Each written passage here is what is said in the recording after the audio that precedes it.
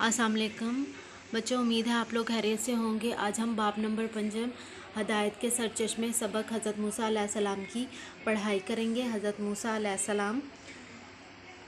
अलैहिस्सलाम अल्लाह ताला के जलील कदर पैगंबर हैं जो बनी इसराइल की तरफ भेजे गए। आप अलैहिस्सलाम का लक़ब कलीमुल्लाह है। आप अलैहिस्सलाम के वालिद का नाम इमरान था। आप अलैहिस्सलाम मिस्र में पैदा हुए। मिस्र के बादशाह को फ़िरौन कहा जाता है। फ़िरौन को नजूमियों ने बताया था कि बनी इसराइल में एक बच्चा पैदा होगा जो इसकी बर्बादी का सबब बनेगा, इसलिए वो बनी इसराइल में पैदा होने वाले लड़कों को कत्ल करवा देता था और लड़कियों को ज़िंदा छोड़ देता था।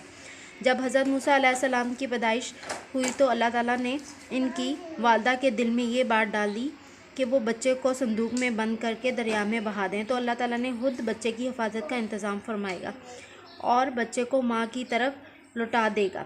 हज़रत मूसा अलैहिस्सलाम की वालदा ने अल्लाह ताला के हुक्म के मुताबिक ऐसा ही किया।